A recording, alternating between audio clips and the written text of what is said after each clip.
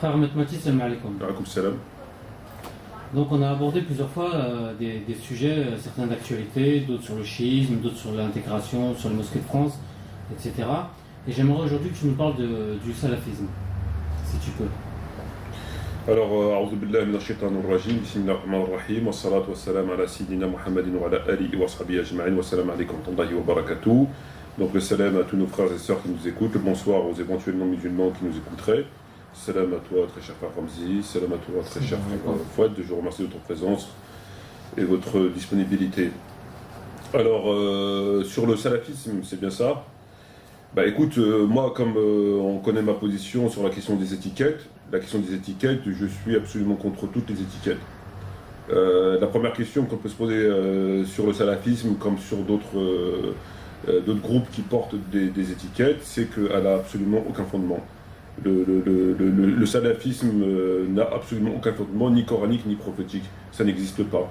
On ne trouvera jamais dans des hadiths ou dans des dits des compagnons du prophète ou dans des versets coraniques ce terme-là. En tout cas, ce terme avec la doctrine, puisque, encore une fois, comme il existe dans d'autres sectes, puisqu'il s'agit bien sûr de sectes, on attribue au prophète, à juste titre ou pas, là n'est pas la question, qu'il aurait dit à sa fille Fatima, alayhi salam, je suis le premier des salafs, quelque chose comme ça. Et donc à partir de là, ils emboîtent la question en disant que etc. Alors qu'en réalité, le prophète Mohammed s'il a employé ce terme-là, ne faisait aucunement allusion à la doctrine qui existe de nos jours.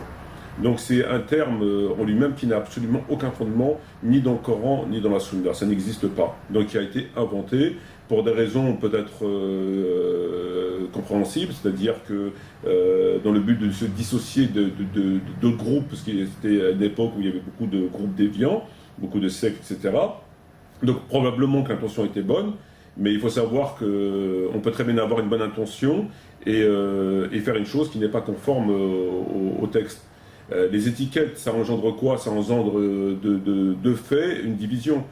Lorsqu'on porte une étiquette au-delà de l'étiquette de musulman, forcément on met une barrière entre nous et la communauté et les autres musulmans. Voilà, et ça c'est quelque chose qui est condamné par l'islam, puisque l'islam nous appelle à l'union, à l'unicité, etc. Et ça c'est quelque chose qui est forcément condamné par l'islam. Le fait de porter une étiquette, de surcroît, lorsqu'elle n'a absolument aucun fondement, ni coranique, ni prophétique. Donc même si l'intention de base était bonne, les conséquences, c'est celles qu'on connaît aujourd'hui. Et ça, c'est quelque chose qui est très grave dans la religion. Voilà. Très bien. Et concernant, tu nous as parlé de leur doctrine, qui n'avait aucun fondement, bon, ils prétendent l'inverse. Ben, ils prétendent ce qu'ils veulent prétendre, ce qu'ils ont envie de prétendre. Moi, je prétends absolument rien. Je défie quiconque de me ramener ce terme avec la doctrine, qu'il soit coranique ou prophétique. Je dis bien avec la doctrine. Car la question est de même pour le chiisme. Le chiite existait, qui veut dire partisan. Mais partisan avec la doctrine, ça n'existait pas. On est tous quelque part des chiites, dans le sens où on est partisans de l'imam Ali alayhi salam, mais on n'est pas partisans dans le sens doctrinal du terme. Donc dans le sens doctrinal du terme, ça n'existe absolument pas. C'est pas une prétention, ça n'existe pas. Donc au niveau coranique et prophétique. Très bien, mais le fait qu'ils s'en tiennent rigoureusement au Coran et à la Sunna, ce n'est pas une bonne chose?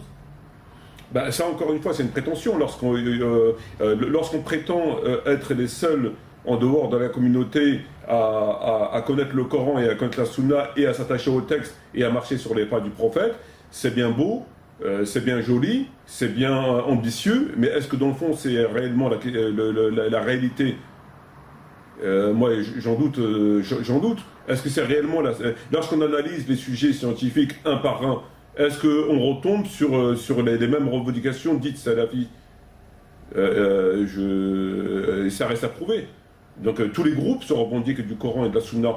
Tous les groupes musulmans qui étaient à l'époque, qui sont aujourd'hui, qui viendront après nous, ceux qui existent encore et ceux qui ont disparu, se revendiquaient tous du Coran et de la Sunna. Mais maintenant, il faut analyser les choses un à un et vérifier si effectivement tout ce qu'ils disent et tout ce qu'ils font est conforme au Coran et à la Sunna. Et ça, j'en suis pas si sûr. Dans le sens où ils indiquent qu'ils ont la compréhension des salafs, des anciens, en parlant des compagnons, de ceux qui les ont suivis et encore ceux d'après. Encore une fois, c'est une bonne chose, c'est la voie. C'est une bonne chose, mais est-ce que ça tient à l'examen? Est-ce que ça tient à l'étude? Le salafisme se revendique des 3 premières générations, selon un dit du prophète Mohammed qui dit ma génération, etc. Donc 3 générations. À partir de là, donc leur exemple, c'est bien sûr le prophète, les compagnons, les tabi'in, etc. Et de nos jours, un certain nombre de savants, dont notamment Ibn Taymiyyah et d'autres. Donc voilà, donc à la base, c'est les compagnons, c'est les pieux prédécesseurs. Donc ils ont une lecture du Coran et de la Sunna selon la compréhension des pieux prédécesseurs. Et les pieux prédécesseurs, ce sont les compagnons du prophète, à commencer par les compagnons du prophète. Mais lorsqu'on analyse les textes, notamment les textes de Bukhari, on se rend compte qu'au niveau déjà, je veux dire, c'est un petit peu imprétention de venir désigner qui est pieux et qui n'est pas pieux, à part ceux sur lesquels le prophète a donné qui les a désignés autant que tels, mais le prophète n'a pas désigné tout le monde, donc venir et dire celui-là est pieux, celui-là est pas pieux, etc. Mais lorsqu'on lit les textes, on verra que les compagnons du prophète ont commis un certain nombre d'erreurs, et d'autres ont commis un certain nombre de choses qui n'étaient pas conformes au Coran et à la Sunna. Lorsqu'on prend la bataille de Siffin et ce qui s'est passé là, même si à l'heure d'aujourd'hui, ces mêmes salafistes nous disent que c'est un malentendu, etc., donc ils trouvent 1 million de prétextes, mais est-ce que tout cela est la réalité? Donc moi, encore une fois, je ne suis pas... le salafisme, c'est une compréhension de l'islam selon les pieux prédécesseurs. Alors, qu'est-ce qu'on doit comprendre, par exemple, sur la question du jour du jeudi? Lorsque le prophète demande de quoi écrire et qu'on lui refuse. Quelle compréhension avons-nous des textes? Par exemple, sur le jour du jeudi. C'est une question. Quelle compréhension avons-nous de l'islam par rapport à ce comportement-là? Quel exemple tirer? Est-ce qu'on doit s'attacher à ce comportement-là qui a voulu ne pas donner au prophète de quoi écrire, qui s'est refusé à donner au prophète de quoi écrire? Est-ce que nous, on doit s'attacher à ce comportement-là, puisqu'on s'appuie sur l'exemple des compagnons? Donc une partie des compagnons ce jour-là ont refusé au prophète de quoi écrire. Donc pour nous, est-ce que c'est une bonne explication de la religion? Est-ce que c'est une bonne compréhension de la religion que de refuser de donner au prophète de quoi écrire? Il faut savoir qu'il y avait une partie qui voulait lui donner, une autre partie qui n'a pas voulu, et tous étaient des compagnons du prophète, alors qu'ils étaient bien divisés en 2 groupes. Donc est-ce que là, c'est le groupe qu'on doit avoir la bonne compréhension? Parce que c'est les compagnons du prophète qu'on doit suivre. Et là, on a 2 parties bien distinctes et qui sont opposées. Une qui veut donner et l'autre qui ne veut pas donner. Donc quelle est la bonne compréhension de la religion? Ça ne peut pas être tous les 2 parce qu'ils sont divisés. Donc c'est quoi la bonne compréhension de la religion? Selon la bonne compréhension des compagnons, c'est quoi la bonne compréhension là, sur ce sujet? C'est un exemple, et je peux en citer comme ça des dizaines d'exemples. Donc ça prouve bien que le fait de généraliser en disant prétendre, c'est que prétentieux. Dire on suit les pieux prédécesseurs qui sont les compagnons du prophète, ce jour-là, quels étaient les pieux prédécesseurs du prophète? Quels étaient les pieux compagnons? Quels étaient nos pieux prédécesseurs?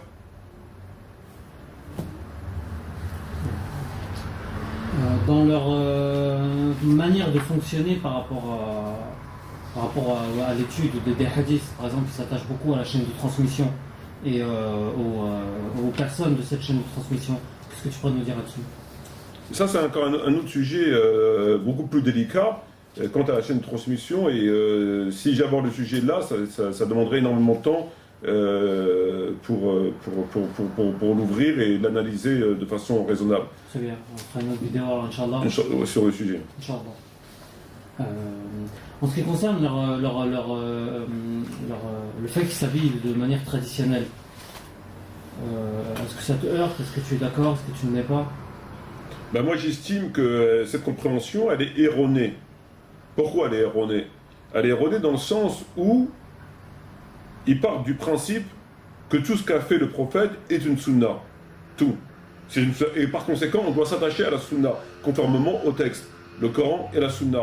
Or, j'estime que la tenue vestimentaire du prophète n'est pas une sunna. C'est la tenue de l'époque. Au même titre que tirer avec un arc n'est pas une sunna. Au même titre que de monter sur un âne n'est pas une sunna. Donc, il faut bien faire la distinction entre une sunna et une chose que le prophète a faite à son époque qui était contextuelle.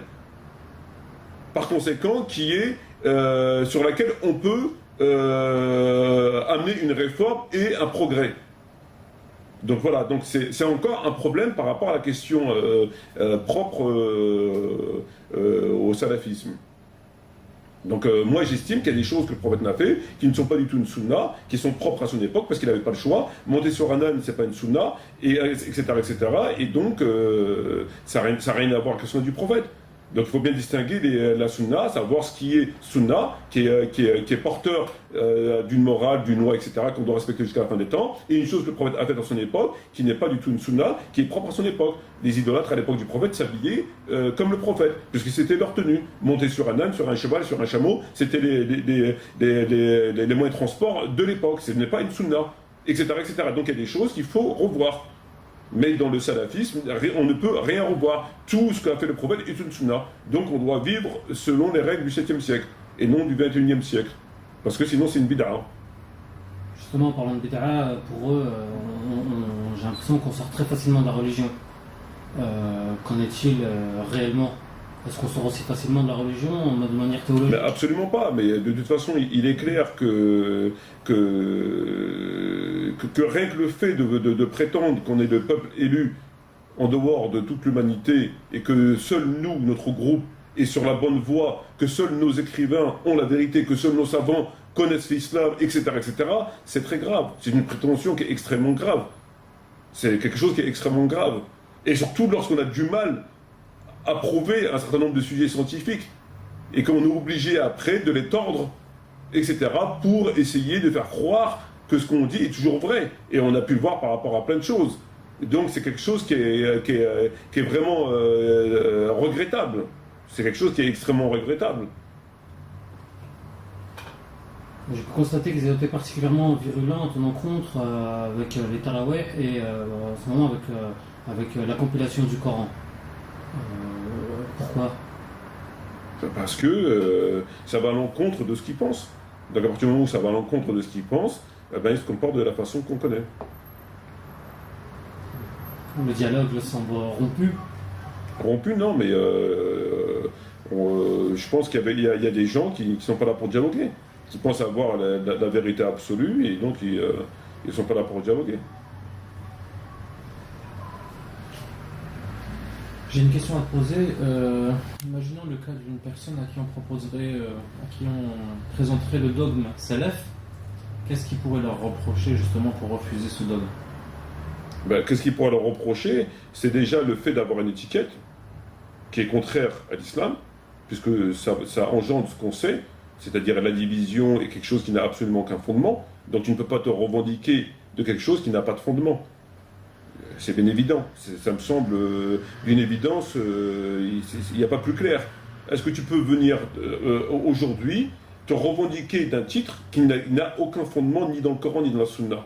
Est-ce que le prophète un jour a dit ça? Est-ce que les compagnons disaient ça? Non. De comment tu peux venir toi ensuite, au nom d'une certaine pseudo-science ou au nom d'une certaine pseudo-sagesse, te revendiquer de cette étiquette? Tu n'as pas le droit. Ça n'a pas de fondement. Or, une chose qui n'a pas de fondement est forcément une innovation, puisqu'elle n'a pas de fondement. Et surtout lorsqu'elle engendre ce qu'on sait, c'est-à-dire automatiquement la division. Alors qu'on sait que dans la religion, Dieu appelle et accrochez-vous tous au câble de Dieu, ne vous divisez pas. On sait que tous les textes appellent les musulmans à s'unir.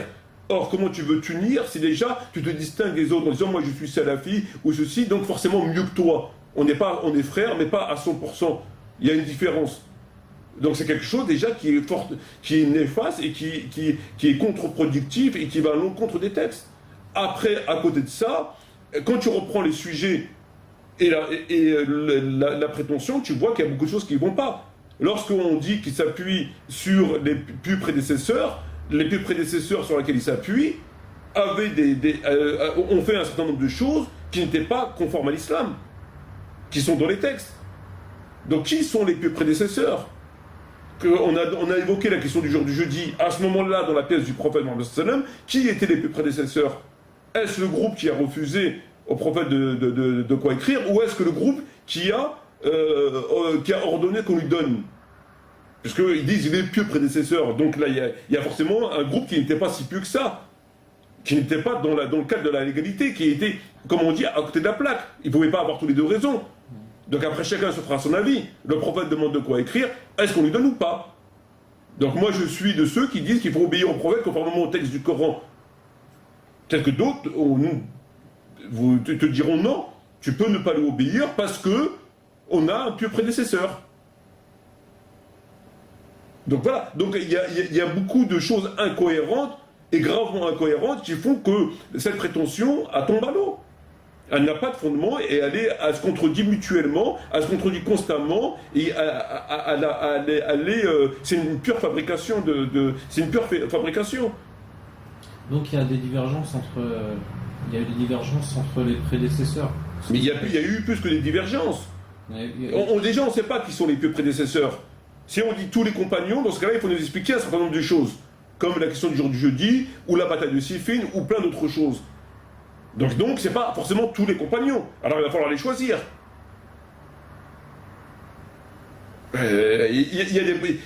C'est contradictoire, donc à un moment donné, il va falloir faire un tri. Et dans ce cas-là, donc, à quelle méthodologie on doit s'attacher La méthodologie sur laquelle on doit s'attacher, c'est déjà de ne porter absolument aucune étiquette, même s'il s'agit de dissocier des autres groupes, etc., parce que ce n'est pas conforme à la religion, ça n'a pas de fondement et ça ne peut engendrer que la division, et par conséquent, la rivalité, etc. Premier point. Deuxième des points, c'est que tous les sujets qu'on aborde, que ce soit les ablutions, le djihad, la prière, la zakat, etc., doivent être étudiés à la lumière des textes. Il ne s'agit pas de prendre tout en gros. Je suis salafite, donc tout ce que je dis, j'ai raison, obligatoirement. Je suis chiite, donc tout ce que je dis, j'ai raison. Même si je n'ai pas analysé, même si c'est contradictoire, c'est pas grave. Le fait de porter le titre, ça me suffit pour dire, c'est moi qui ai raison, l'humanité elle est dans l'égarement. Et moi j'ai raison. Il faut reprendre les points. Si on discute sur le tarawih, reprendre la question des tarawih. Si on discute sur des compagnies, reprendre la question là et voir ce qui ressort à la lumière des textes, du Coran et de la Sunna. Donc si je comprends bien, pour être salaf, il faut être d'accord avec tous les sujets, avec toutes les conclusions des salafs pour pouvoir dire je suis salaf. Évidemment. Aussi bien vestimentaire évidemment. Évidemment. Si tu t'habilles pas de la même manière, tu n'es pas un vrai salafi. Tu n'es pas un vrai salaf. Et dans les conflits qu'il y a eu auparavant. Ils tiennent pas compte de ces conflits-là, justement. Justement, c'est ce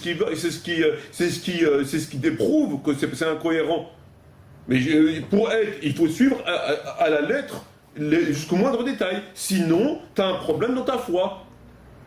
Sinon, ta foi n'est pas complète. Sinon, tu as un problème quelque part. Il faut suivre au moindre détail. Ta façon de t'habiller, ta façon de dormir, ta façon de manger, ta façon de te lever, etc. Jusqu'au moindre détail. Sinon, tu n'es pas... Et ça, malheureusement, ça n'a absolument aucun rapport avec la religion. Surtout lorsqu'on sait que ces soi-disant suiveurs des pieux prédécesseurs vivent en Occident en contradiction totale avec les textes coraniques et prophétiques, etc.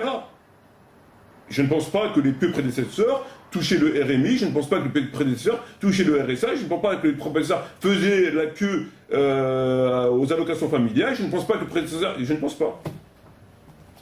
D'accord. Donc c'est complètement bancal.